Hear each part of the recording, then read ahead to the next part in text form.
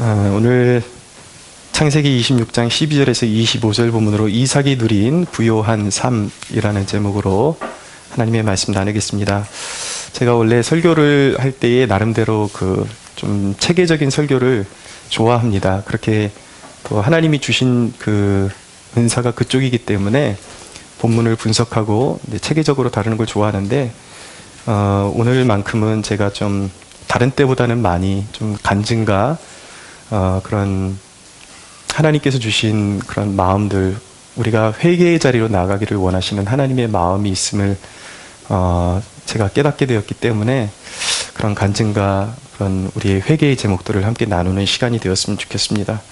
며칠 전에 기도하는데 굉장히 제가 흐느끼면서 하나님 앞에 정말 회개하게 된 그런 일이 있었습니다. 하나님께서 제가 기도 중에 저와 저를 포함해서 우리 성도들의 죄에 대한 그런 성령님의 비추심, 그런 조명하심이 있었습니다. 근데 그 책망이 굉장히 따뜻했습니다.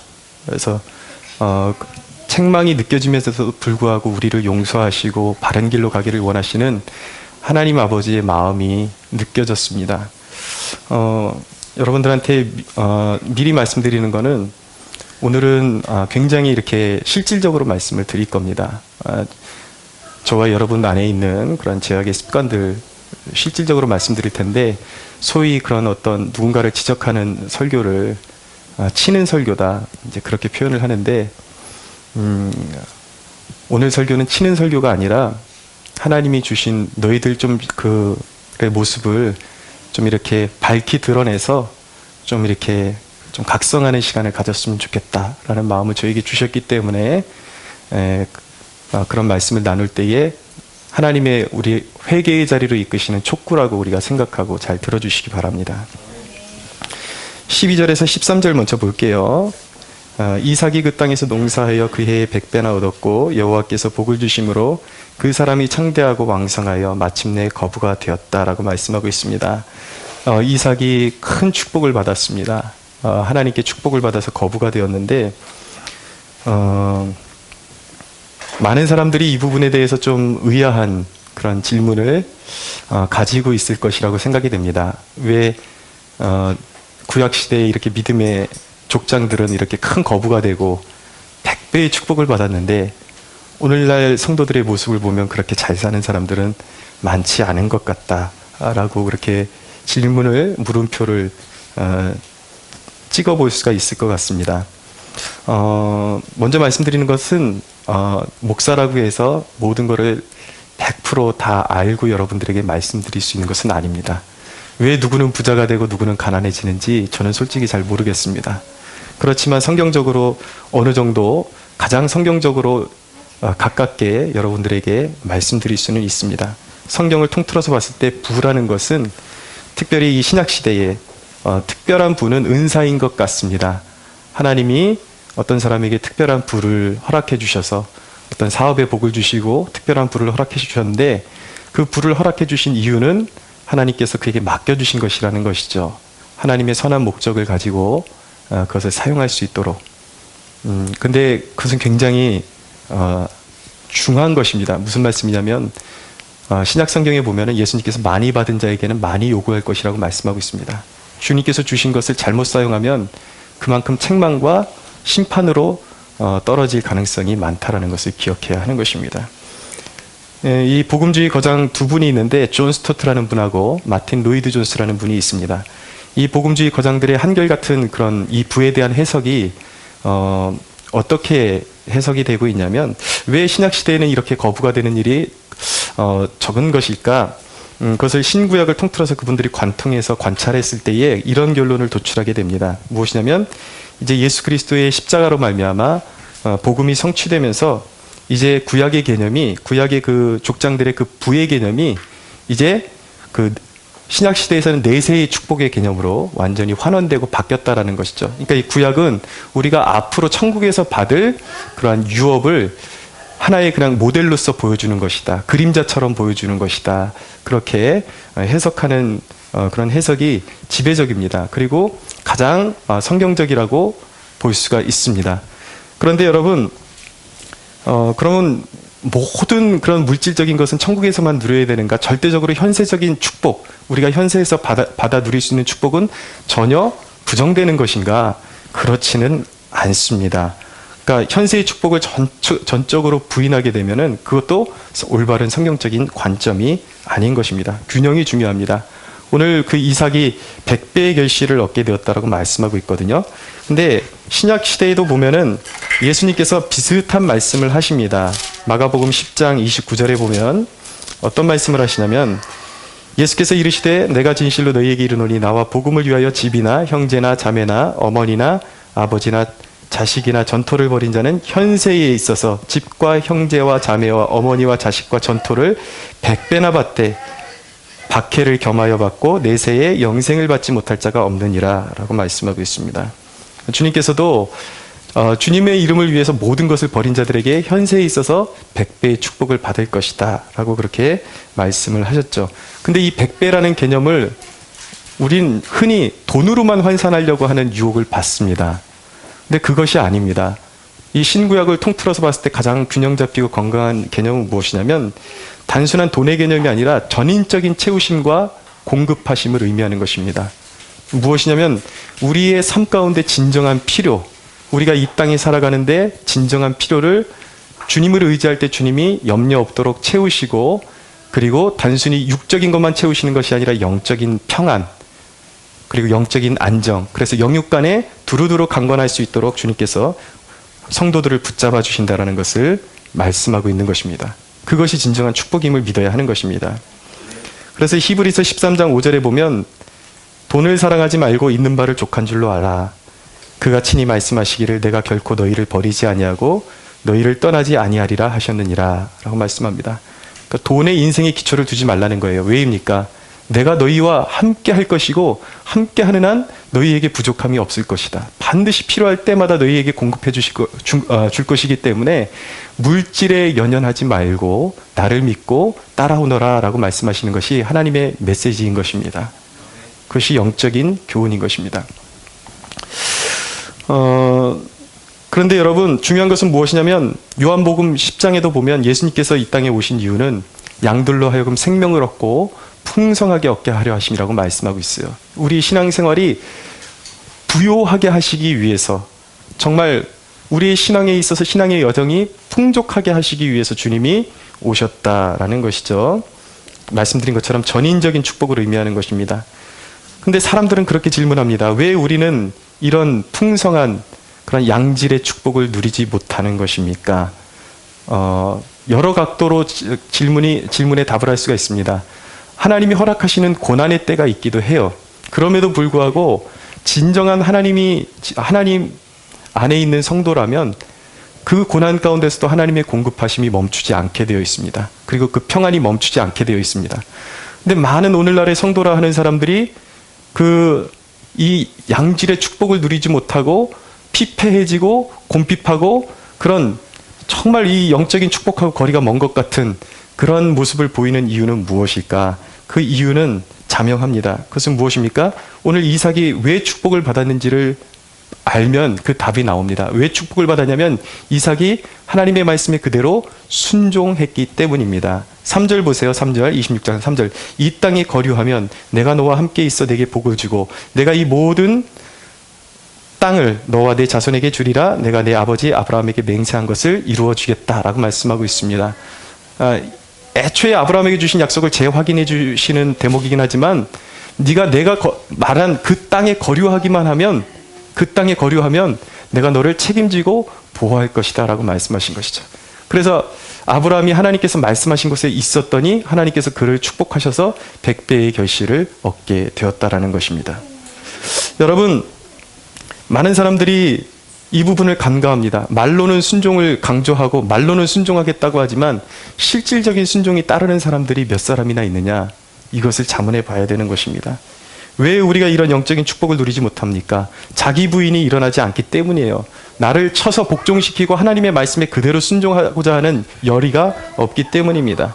그리고 안타깝게도 돈을 사랑하기 때문에 하나님의 공급하심을 자기 스스로 차단해버리는 우를 범하게 됩니다. 돈을 쫓는 것이 아니라 하나님을 쫓아야 되는데 사업가도 마찬가지입니다. 사업가라 할지라도 돈에 기반을 둬서는 안 되는 것입니다. 하나님의 사람은 철저히 하나님께 소망을 둬야 되는 것이죠. 그 말씀에 순종하며 나가야 되는데 돈에 기반을 두고 돈을 사랑하기 때문에 축복을 받지 못하는 것입니다. 여러분, 기독교는 버는 것보다 무엇을 위해서 쓰느냐, 버는 것도 정직하게 벌어야 되지만 어디에 쓰느냐가 더 중요한 것입니다. 하나님은 청지기 정신을 우리에게 더 요구한다라는 사실을 꼭 기억하십시오. 자, 오늘 본문에 이어지는 대목에 보면 이제 우물을 두고 블레셋 사람들과 그리고 이삭과 이렇게 이삭의 종들과 분투가 일어나는 장면을 보여주고 있습니다. 14절에서 15절을 한번 읽어볼까요? 한번 읽어보겠습니다. 시작. 양과 소가 떼를 이루고 종이 심이 많음으로 블레셋 사람이 그를 시기하여 그 아버지 아브라함 때에 그 아버지 종들이 판 모든 우물을 막고 흙으로 메웠더라. 아멘. 블레셋 사람들이 이삭의 그 소유의 우물들을 다 메꾸기 시작했습니다. 여러분, 이삭의 우물을 메꾼 이유는 무엇이냐면 블레셋 사람들의 시기 때문이었습니다. 너무 번창하고 우양이 막 계속 그쪽도로 번창하니까 블레셋 사람들이 제일 신경을 써서 이제 방해를 놓는 것이 무엇이냐면 우물을 막아버리고 그들을 쫓아버리는 것이었어요. 왜입니까? 우물은 생명의 근원이기 때문입니다. 번성의 근원이 우물에 있기 때문이에요. 우양이 물을 마시고 거기서부터 이제 생명력이 이제 번성하게 되는 그런 이제 역사가 있게 되는 거죠. 그래서 우물이 혼탁해지거나 막히면 자연스럽게 우양의 수요가 줄게 되고 생명이 위험해지게 되는 것입니다. 그러니까 우물을 막아버리는 것이죠. 여러분, 우리 신앙생활도 마찬가지입니다. 사탄이 그런 일을 합니다. 우리의 우물은 무엇인지 아십니까? 그리스도인에게 있어서 우리의 생명력을 풍성하게 하는 우물은 바로 예수 그리스도이십니다. 예수님과의 관계가, 올바른 관계에서 이런 놀라운 생명력이 나타난다라는 것이죠. 풍성함, 모든 일들이 균형을 갖게 되고 충만하게 되고 부족함이 없게 되는 것입니다. 근데 예수 그리스도의 관계가 막혀버리면 거기서 이제 그런 삶의 빈약함이 나타나고 점점 인생이 쇠락하게 되는 그러한 이제 폐단이 일어나게 되는 것입니다. 그런데 우리가 이제 축복을 받을까봐, 그리고 축복을 받게 되면 사탄이 시기를 해서 우리의 인생을 망치기 위해서 시기를 합니다. 그러면서 우물을 막습니다. 예수님과의 관계 속에 뭔가를 자꾸 쓰레기를 집어넣고 쫓아다니면서 막습니다. 그것이 어떤 질병일 수도 있고 어떤 재난일 수도 있고 어떤 영적인 그런 공격을 통해서 불행한 일일 수도 있고 고난을 통해서일 수도 있고 여러 가지 일들을 통해서 계속해서 핍박을 합니다. 그러면서 결국 사탄이 원하는 일은 무엇이냐면 그 은혜의 셈이신 예수 그리스도와 우리의 관계를 단절시켜 놓고 우리를 피폐하게 만들어서 우리를 멸망하게 만들려는 것이 바로 사탄의 계획인 것이죠. 여러분, 이 관계를, 예수님과의 관계를 그냥 놔두면 우리가 보나마나 큰 축복을 받을 것이 자명하기 때문에 사탄이 가장 신경을 쓰는 부분은 무엇이냐면 우리가 믿음의 우물을 좀 팔려 그러면 그걸 막아버리는 거예요. 그래서 여러분, 우리에게 중요한 것은 무엇이냐면 그 우물을 지키는 것, 그 우물이 충만하도록 계속 솟아오르도록 계속 끊임없이 파는 것이 우리에게 중요한 것입니다. 자, 그런데 이 블레셋 사람들의 그 방해에 대해서 이삭의 대처 방법을 우리가 유의해서 봐야 되는데, 이삭은 이 블레셋 사람들과 혈기로 맞붙어 싸우지 않았습니다. 그들이 방해를 하고 그것을 억지로 빼앗았을 때에 거기서 그들과 피를 흘리고, 이 우물 분쟁은 고대 사회에서는 이것은 피 흘림으로 이어질 수 있는 심각한 문제거든요. 그런데 이삭이 이미 부요하고 막강해졌기 때문에 맞서서 싸울 수도 있는데 그렇게 하지 않고 억지로 뺐으면 그 우물을 파다가 말고 다른 곳으로 가서 또 우물을 팝니다. 끝까지 포기하지 않고. 여러분, 블레셋 사람들은 핍박을 하고 그리고 그 우물을 막아버림으로 도전했지만 이삭은 끊임없이 양보하면서 끝까지 물을 얻기까지 팠습니다. 그것이 중요한 것입니다. 여러분, 그리스도인들이 자기 권리를 박탈당할 때에 어떻게 살아야 하는가? 성경은 말씀합니다. 로마서 12장 21절에 보면 너희 선으로 악을 이기라고 말씀합니다. 할렐루야. 선을 악으로 이기라는 것이죠. 혈기로 싸우지 말라는 것입니다. 여러분 16절에서 22절을 보겠습니다. 16절에서 22절 같이 한번 읽어보겠습니다. 시작. 아비멜렉이 이삭에게 이르되 내가 우리보다 크게 강성한즉 우리를 떠나라. 이삭이 그곳을 떠나 그랄 골짜기에 장막을 치고 거기 거류하며 그 아버지 아브라함 때 팠던 우물을 다시 팠으니 이는 아브라함이 죽은 후에 블레셋 사람이 그 우물들을 메웠습니다. 이삭이 그 우물들의 이름을 그의 아버지가 부르던 이름으로 불렀더라. 이삭의 종들이 골짜기를 파서 샘 근원을 얻었더니 그랄 목자들이 이삭의 목자와 다투어 이르되 이 물은 우리의 것이라 하매 이삭이 그 다툼으로 말미암아 그 우물 이름을 에색이라 하였으며 또 다른 우물을 팠더니 그들이 또 다툼으로 그 이름을 신나라 하였으며 이삭이 거기서 옮겨 다른 우물을 팠더니 그들이 다투지 아니하였으므로 그 이름을 르호봇이라 하여 이르되 이제는 여호와께서 우리를 위하여 넓게 하셨으니 이 땅에서 우리가 번성하리로다 하였더라. 아멘. 여러분 여기 보면 에색이라는 그 우물 이름이 나오는데 이 이삭의 종들이 새롭게 우물 근원을 발견해서 우물을 팠는데 이 블레셋인들이 거기도 막아버리고 자기네들이 빼앗아 버렸습니다. 그래서 그것을 다툼이 일어났다. 그래서 에색의 뜻은 다툼입니다. 그리고 다시 옮겨서 또 하나의 우물을 팠는데 거기서 또 블레셋 사람들이 방해가 일어났습니다. 그래서 그 이름을 신나라고 붙였죠. 근데 그 신나의 그 이름의 뜻은 무엇이냐면 대적함이라는 뜻입니다. 그래서 거기서 또 이삭이 거기서 분투하지 않고 또 자리를 옮겨서 또 우물을 팠는데 르호봇이라는 우물을 이제 파게 되었습니다. 르호봇이라는 이름을 붙였는데 그것은 장소가 넓음이라는 뜻을 가지고 있는 것입니다. 포기하지 않는 인내와 성실함을 통해서 우양이 충분히 번성할 우물을 얻게 되었다라는 것입니다. 인내로서. 여러분 우리 인생에 신앙에 어떤 방해가 있어도 끝까지 포기하지 않고 우리의 생명이 풍성한 우물을 얻을 때까지 하나님의 사랑과 하나님의 그 은혜의 풍성하심이 우리의 삶 가운데 흘러 넘칠 때까지 신앙의 우물을 파야 하는 것입니다. 할렐루야.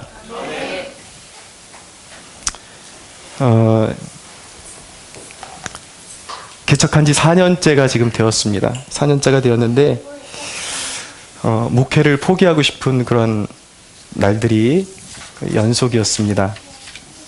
처음에 이곳에 오자마자 제가 한 일이 무엇이었냐면 40일 동안 금식을 한 일이었습니다.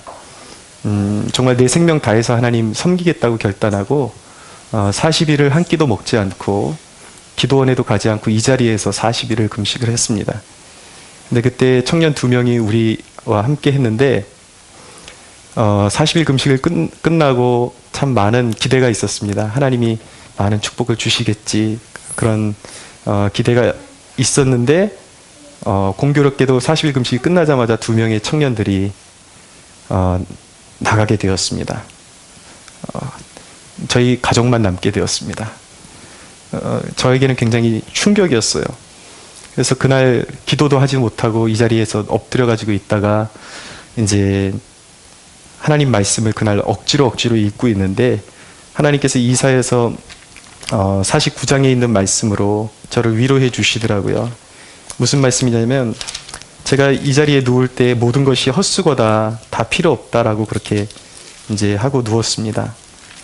그런데 성경 말씀에 정말 이렇게 저에게 꼭 맞는 말씀을 주실 거라고는 제가 상상을 못했어요. 그러니까 이사야 선지자가 자기의 그 하나님의 명을 받들어서 사역을 하면서 했던 고백인데 이사야 선지자가 이렇게 고백합니다. 그러나 나는 말하기를 내가 헛되이 수고하였으며 무익하게 공연히 내 힘을 다하였다 하였도다. 참으로 나에 대한 판단이 여호와께 있고 나의 보응이 나의 하나님께 있느니라 라고 말씀하시는 대목. 그러니까 이사야 선지자도 하나님의 일을 감당하면서 이런 고백을 했다라는 것을 하나님이 보여주시면서 제 마음 가운데 그런 감동을 주셨습니다. 환희야, 헛되지 않다. 네가 여태까지 한 것, 지금 네가 일어나는 일들 보고 있는 것들은 어떤 나의 섭리에 의해서, 하나님의 섭리에 의해서 이렇게 된 것이지 어떤 잘못된 길로 가고 있는 것이 아니다라는 위로를 주셨어요. 그러면서 이제 그 6절 말씀에 보면 그가 이르시되 내가 나의 종이 되어 야곱의 지파들을 일으키며 이스라엘 중에 보존된 자를 돌아오게 할 것은 매우 쉬운 일이라. 내가 또 너를 이방의 빛으로 삼아 나의 구원을 베풀어 땅끝까지 이르게 하리라 라고 하시는 말씀을 주시면서 그 말씀이 제게 이렇게 섬광같이 비치면서 굉장히 큰 위로가 돼서 다시 일어설 수가 있었습니다. 포기하고 싶은 날들이 엄청 많았습니다. 자연의 재난도 있었습니다. 어떤 경우였냐면 여기서 이제 또 정신 차리고 계속 제단을 쌓고 있는데 기도하고 있는데 뒤에서 어디서 물 떨어지는 소리가 막 나서 가봤더니 물 색깔이 좀 이상해요. 저 뒤에. 그래서 혹시 설마 하고서 종이컵을 갖다 대가지고 냄새를 맡아봤더니 역시 소변이더라고요. 그러면서 위에 있는 업소에서 그 화장실이 역류되면서 계속 여기 소변이 떨어지는데 그걸 이제 한창 닦아내야 되는 그런 이제 수고도 겪어야 되는데 그런 과정에서 위에 사람들이 책임감 있게 그런 대처를 해줬는가. 어떤 경우에는 막 정수기가 터져갖고 물이 계속 한 달 내내 떨어졌는데도 불구하고 가서 얘기를 해도 우리 잘못이라고 인정을 하는 그런 사람들이 없었습니다. 그럼에도 불구하고 한마디도 그들에게 그런 어떤 불평한 그 심기를 표현해 본 적이 없습니다. 왜냐하면 하나님의 이름에 누가 될까봐 그렇게 참고 또 견뎌야 했습니다. 때로는 이건 얼마 되지 않은 사건인데 이게 물에 대한 재난이 많아요, 이 지하는. 그래서 또 수도가 막 역류해가지고 올라오고 여기가 막 이제 흙바닥이 되고 물이 막 이제 물투성이가 되고 그런데 이제 우리 두 청년이 그때 이제 같이 있었죠. 은이라는 청년이 있고. 그런데 우리 현수 청년이 같이 그날은 막 열심히 닦아주는 거예요. 닦아주고 목사님 내일 와서 정말 이거 제가 다 또 같이 하겠습니다. 그러길래 마음은 고마워서 말로는 그냥 괜찮다. 목사님이 부를 때까지는 그냥 괜찮을 것 같다. 그래도 속으로 이렇게 어려울 때 같이 와주기를 바라죠. 근데 그 다음날 지하철역에서 우리 현수랑 눈이 딱 마주쳤어요. 보니까 교회로 오고 있는 것이 아니라 어디 다른 데로 출타하고 계시더라고요. 그래서 아마도 그때 현수의 마음이 어땠을까. 꼭 예수님을 3번 부인하고 베드로를 쳐다보았던 베드로와 주님과 눈이 마주쳤던 베드로의 심정이 아니었을까. 그래서 그때 왔는데 또 한 친구는 아예 이 친구들이 교회를 위해서 생명을 다해서 섬기겠습니다. 그래 놓고서도 막상 그렇게 어려운 일이 생기니까 교회 어떻냐고 물어보는 사람이 없더라고요. 우리 교인들 중에 그때 정말 그 교회가 어떻게 됐냐 관심을 가져주신 분이 한 분도 없었습니다. 그래서 그때 제 마음을 쓸어내리면서 굉장히 또 공고함을 느끼고 목회라는 것이 정말 외로운 것이구나, 힘든 것이구나. 그러면서 그렇지만 다시 또 일어서서 이제 또 마음을 추스려야만 했습니다. 자, 제가 이렇게 조금 불편한 얘기도 이렇게 섞어서 말씀드리는 거는 이따가 또 제 허물도 다 드러낼 거예요. 너무 불편하게 안 들으셔도 됩니다. 그런 과정으로 왔다는 것입니다.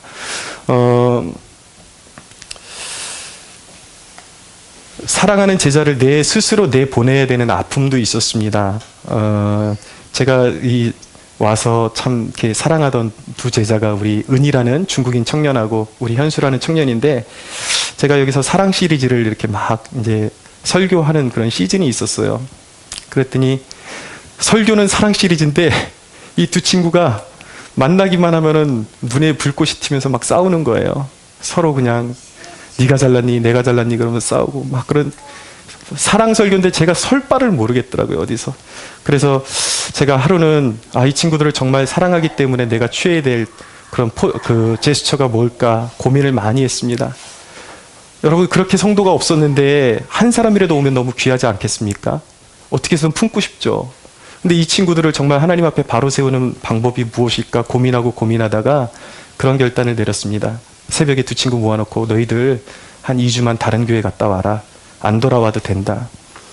너희들 하나님께서 붙여주신 좋은 사람들, 좋은 선생님한테 그렇게 순종하지도 않고 계속 너희들 그렇게 서로 미워하면 너희들이 순종하지 않았을 때 얼마나 그 살을 도려내야 되는 아픔을 겪게 되는지 한번 몸으로 체험해봐라. 두 사람 내보냈어요. 내보냈는데 한 사람은 돌아왔어요. 우리 현수는 돌아왔는데 은희는 돌아오지 않았어요. 우리는 돌아오지 않았는데 그 친구가 돌아올 마음이 있었습니다. 근데 제가 그 친구에게 문자를 보내서 돌아오지 말라고 했는데 왜 그랬냐면 한국에 있으면서 끊임없이 거짓말을 하는 거예요. 중국에 가 있다고 그렇게 거짓말을 하면서 버젓이 저랑 이렇게 그 SNS 친구를 맺어가지고 사진으로 다 보고 있고 한데 버젓이 한국에서 사람들하고 놀러 다니고 이런 거 사진들을 이렇게 찍어서 올려놓으면서도 불구하고 중국에 있다고 계속 거짓말을 하는 것이죠. 제가 너무나도 아끼던 사람이었는데 어떻게 가르쳤던 그 선생한테 목사님, 지도자, 영적인 지도자한테 이런 식으로밖에 안 될까? 그래서 제가 문자를 보냈습니다. 은하, 이 아픔을 통해서 네 인생이 새롭게 거듭났으면 좋겠다. 목사님은 너를 품고 싶은데 너 오지 말고 다른 데 가서 이 아픔을 평생 뼛속에 묻고 이제는 불순종하는 사람이 되지 말고 순종하는 사람으로 서기 바란다. 그렇게 하고 내보냈습니다. 근데 마음은 지금이라도 돌아왔으면 좋겠어요. 이 친구가 안 돌아오는 게 참 너무 가슴이 아픕니다. 그렇게 이제 때로는 정말 여러분들이 생각하실 때는 어떻게 이렇게 모질게 할 수 있느냐라고 물어보실 수 있겠지만 저는 그때마다 눈물을 머금어야 했고 그 상처가 제 안에 엄청나게 쌓여갔습니다. 아무 틈도 없이 제가 이 단에 서서 말씀을 선포해야 된다는 것이 저에게는 굉장히 큰 고통이었습니다. 어쩔 때는 다 놔버리고 싶었어요. 그리고 때로는 너무 화가 나고 그런데 그 사람에 대한 회의감 이런 것들 때문에 다 내려놓고 싶을 때가 한두 번이 아니었는데 기도할 때마다 하나님께서 거역하는 사람들에 대한 불쌍한 마음을 주셔서 미움이 눈물로 바뀌게 해주셨습니다. 그것이 제가 누린 은혜라면 은혜예요. 여러분, 제가 말씀드리고 싶은 것은 무엇이냐면 제가 여러분들에게 어떤 요구를 하고 때로는 책망 섞인 말씀을 이렇게 선포할 때 그것이 저의 그런 개인적인 감정을 드러내는 것이 아니라 저희 마음 가운데는 오직 성도들을 바로 세우고 싶은 마음밖에는 없다라는 것을 여러분들 꼭 믿어주시기 바랍니다. 그러나 이 아픈 과정을 통해서 수많은 아직 간증 너무 많죠. 그렇지만 이 아픈 과정을 통해서 제가 믿는 것은 무엇이냐면 우리를 하나님께서 르호봇, 이 넓은 이제 더욱더 우리가 번성할 수 있는 지경으로 이렇게 인도하시기 위한 과정임을 저는 알고 있습니다. 그래서 성경은 말씀합니다. 사랑은 오래 참는 것이다 라고 말씀하고 있습니다. 말씀드렸듯이 단순한 간증이 아니에요. 여러분, 제가 이 간증 속에서 불편한 얘기까지 섞어가면서 말씀드리는 이유는 무엇이냐면 우리 안에 스스로 막혀 있어서 하나님께서 원하시는 것은 에색에서 신나로 올라가고 신나에서 르호봇으로 올라가기를 원하는데 자신들의 정죄되지 않고 순종하지 못하는 마음 때문에 에색에 아직도 머물러 있지는 않은가 살펴보시라는 것입니다. 여러분, 우리 안에 하나님께서 원하시는 것은 이 불순종을 벗어버리고 또 때로는 갈등이 있을 수도 있습니다. 목회자와 성도가 갈등이 있을 수 있고 성도 간의 갈등이 있을 수도 있어요. 그러나 그 갈등을 이기고 은혜의 샘이 터지기까지 우리가 전진해야 하는 것입니다. 아픔과 고통이 있어도 하나님의 뜻이기 때문에 묵묵히 견디면서 나아가는 순종의 성품이 바로 온유함임을 깨달으시기 바랍니다. 여러분, 왜 온유함이 중요합니까? 여러분, 때로는 화가 나고 일이 잘 안 풀리는 것 같고 그럼에도 불구하고 은혜의 자리를 여러분 벗어나서는 안 되는 것입니다. 그 자리에 있어야 되고 서로 끝까지 품어야 하는 것입니다. 왜입니까? 성경은 말씀합니다.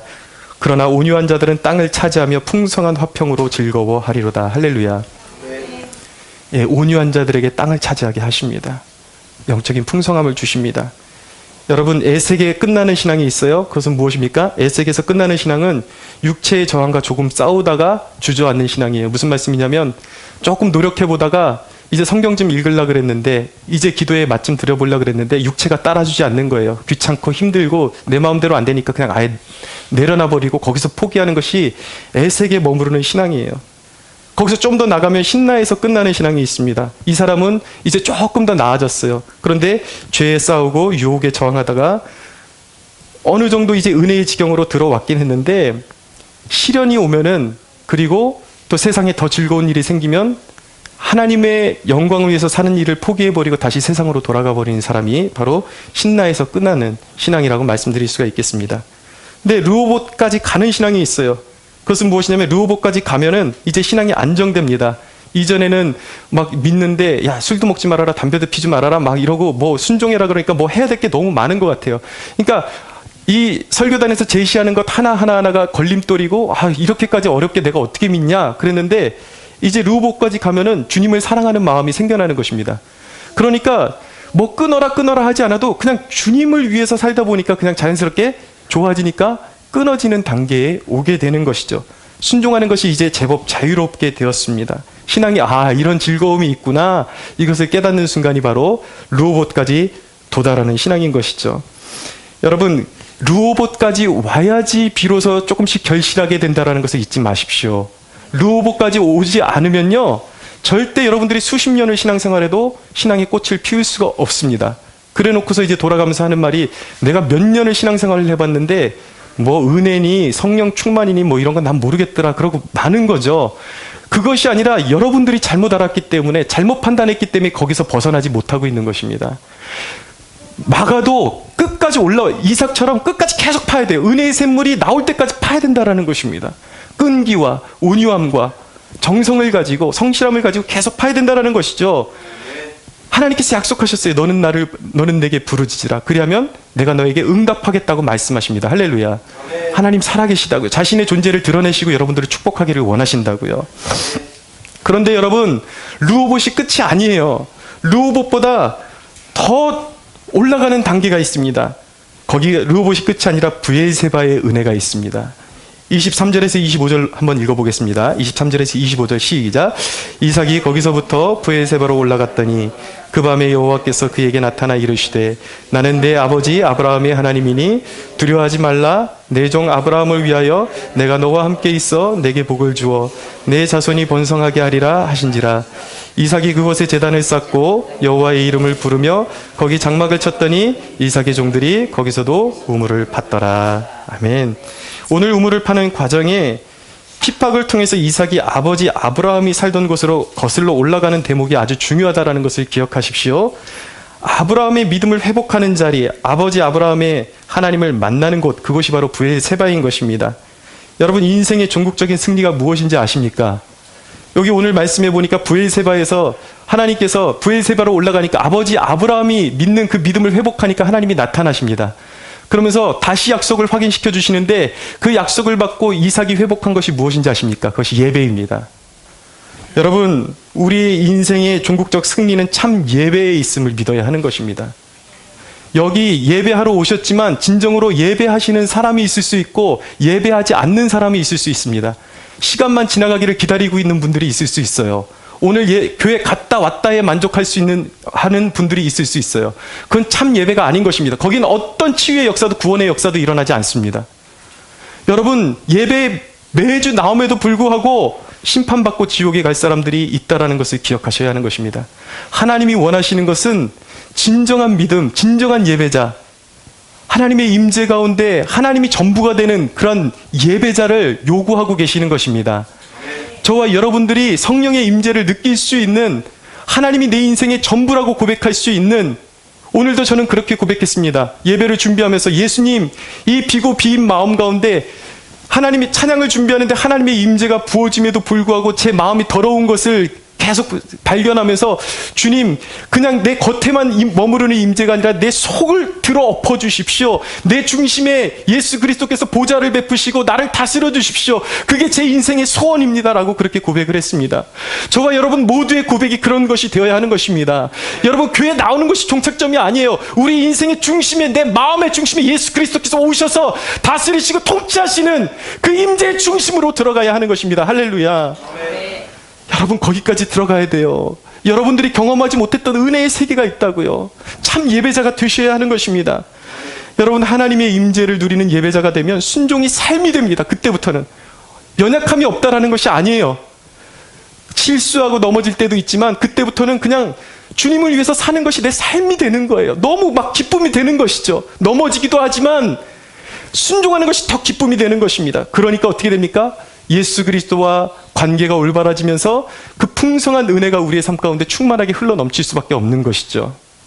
죽은 자 같으나 살아있는 자요, 환난을 당하는 자 같으나 성공하는 자인 그런 존재로 변화되는 것입니다. 할렐루야. 하나님께서 이삭에게 말씀하신 게 그거예요. 부엘세바에서 예배자로 섰을 때 비로소 내 인생을 복주고 내가 책임지겠다라고 말씀하시는 것입니다. 우리의 인생이 참 예배자가 될 때에 예배는 주일날 여기서만 드리는 것이 아닙니다, 여러분. 내가 밖에 나갔을 때, 여기서 예배를 끝내고 공식적인 예배를 끝내고 밖에 나갔을 때, 일주일을 살아갈 때 매 순간순간마다 내가 하나님의 임재를 갈급해하는 예배자인가, 비로소 내가 그런 예배자가 될 때에 내 안에 생수가 흘러 넘치며 생명의 강이 흘러 넘치며 내 인생이 부요하게 된다라는 것입니다. 아멘. 믿으십시오, 여러분. 하나님이 그런 축복을 여러분들에게 주기를 원하신다라는 것입니다. 여러분, 제 인생의 목적이 무엇인지 아십니까? 제 인생의 목적, 목사로서 여러분들을 가끔 타이르고 설득하고 때로는 화도 내는 이유는 무엇이냐면 여러분들의 삶을, 맹세움을 부엘세바로 끌어올리는 것이 제 인생의 목적이기 때문입니다. 저는 여러분들을 부엘세바로 끌어올리고 싶어요. 그것이 제 유일한 열망입니다. 제 소원입니다. 갈급함입니다. 사랑하는 여러분, 우리 함께 부엘세바로 올라갈 수 있게 되기를 원합니다. 여러분 잘 들으십시오. 오늘은 설교가 조금 길어질 것입니다. 잘 들으십시오.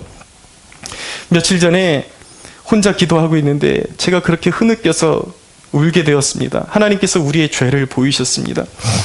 자, 그것이 왜 중요한지 아십니까? 우리는 축복을 원하지만 저에게 말씀하신, 보여주신 그 죄악들이 우리의 우물이 막혀있는 지점임을 보이시는 것이기 때문이에요.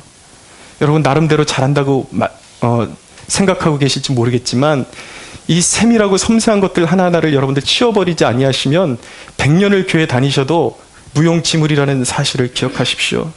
여러분, 예수님과의 관계를 가로막고 있어서 더 이상 축복의 자리로 나아가지 못하게 하는 장애물들, 그것을 말씀드리고 싶은 거예요. 제가 여기서 기도하면서 하나님께서 주신 마음이 무엇이냐면 주일 성수가 깨끗이 못하다라는 그런 말씀을 저에게 주셨습니다.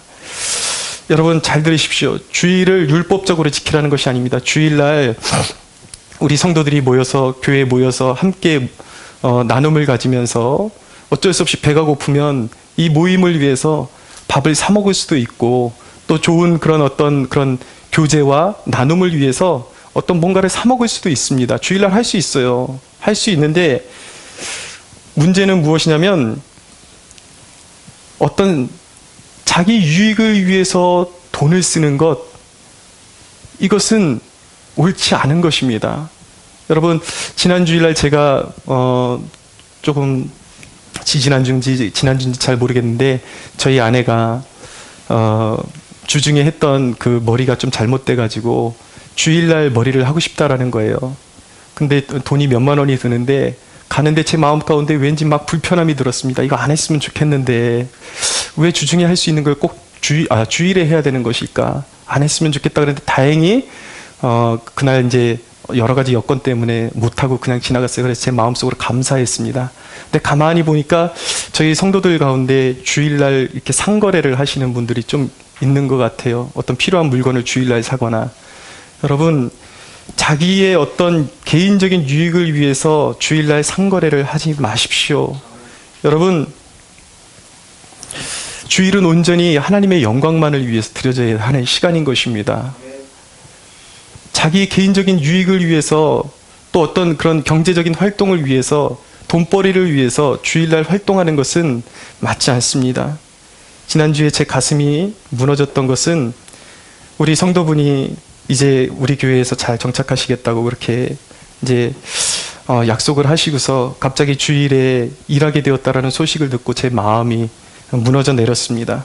예를 들어서 이 경우가 다른 거예요. 원래 그 주일날 일했던 사람이 어떻게 해서든 시간이 나서 주일날 이제 예배에 참석하게 된 거랑 주일날 일이 없었는데 다시 일을 찾아가게 된 것이랑은 이건 경우가 다른 것입니다. 여러분, 주일에 돈 안 벌어도 죽지 않습니다. 주일에 돈 안 벌어도 하나님께서 원하시면 여러분들에게 일자리를 줄 수 있습니다. 그러나 주일날 자신을 위해서 돈벌이를 하는 것은 하나님의 기쁨이 될 수가 없습니다. 여러분, 주일날에 돈 안 벌어도 죽지는 않지만 하나님의 영광을 버리고 은혜의 자리를 떠나면 영원히 죽을 수도 있습니다. 그것을 기억하십시오. 여러분, 그런데 그런 것들을 생각하면서 마음이 속상한데 하나님이 저를 책망하셨어요. 왠지 아십니까?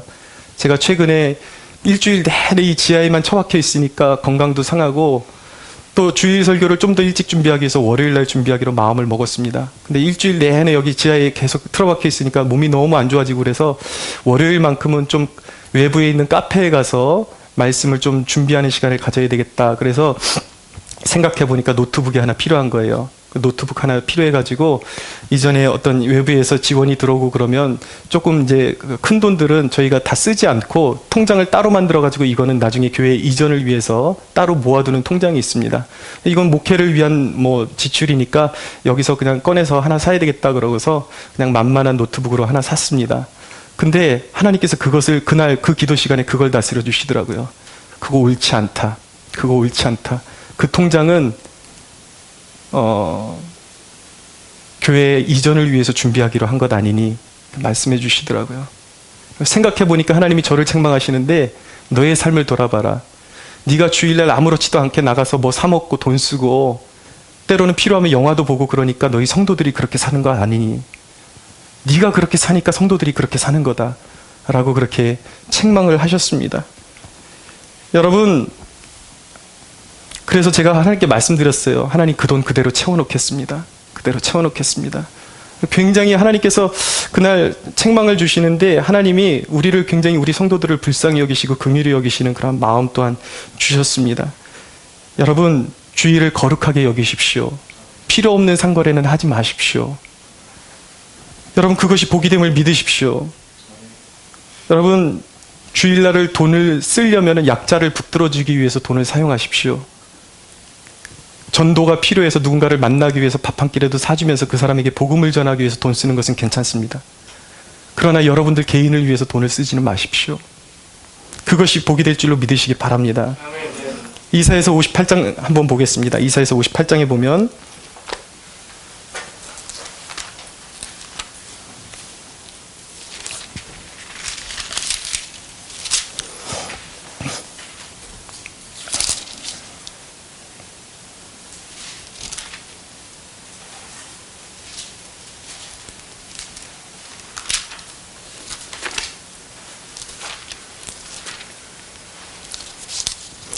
이사야서 58장 13절에서 14절입니다.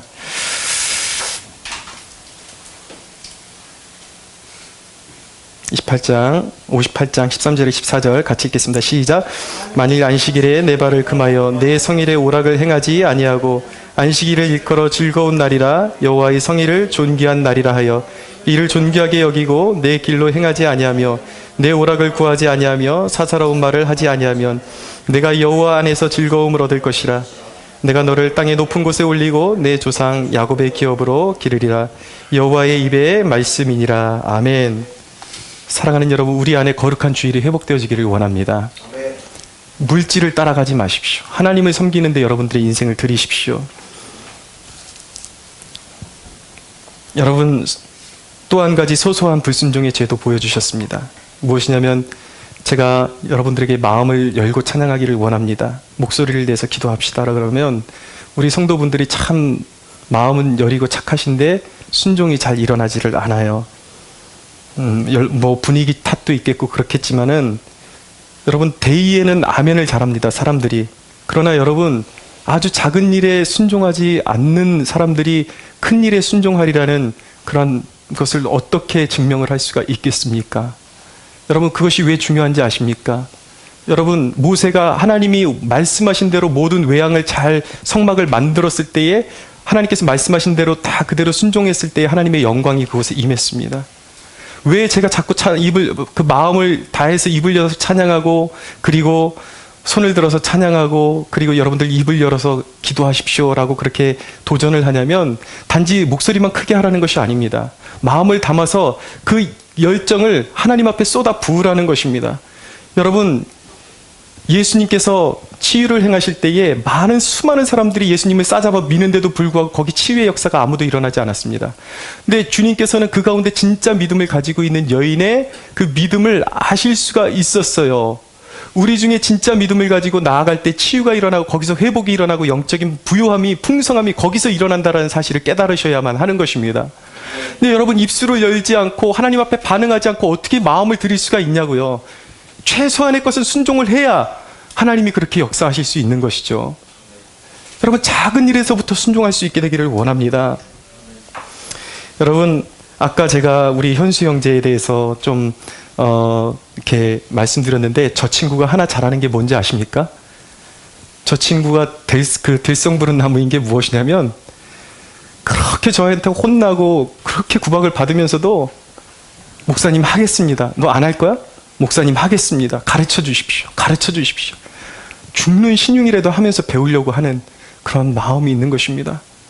여러분, 만약에 여러분들이 저희가 젊은 목사이기 때문에 순종이 잘 안 된다 그러시면, 이 교회는 여러분들의 교회가 아닙니다. 여러분들을 망치는 교회인 것입니다. 여러분들이 저를 적어도 영적으로 제가 지도하는 것에 대해서 신뢰하고 믿고 따라오실 수가 있어야지 여러분들에게 좋은 교회예요. 믿고 따라오십시오, 여러분. 여러분, 저희 아이 어린이집에 보내는데 어린이집 선생님 20대 초반밖에 안 됩니다. 이제 20대 중반도 안 된 선생님들이에요. 저희한테 무슨 공문을 보내고 전화해서 아기가 어떻다 그러면 저희 토를 달지 않습니다. 예, 선생님, 그렇게 하겠습니다. 그렇게 하겠습니다. 그런데 여러분, 교회 안에서만큼은 그러지 않습니다. 성도들이. 젊은 목사가 얘기하면 자존심이 많이 상하나 봐요. 여러분, 신앙에 있어서만큼은 자존심을 내려놓으십시오. 하나님께로 더욱더 가까이 나아갈 수 있게 되기를 바랍니다. 주의 종이 하지 말라는 건 하지 마십시오.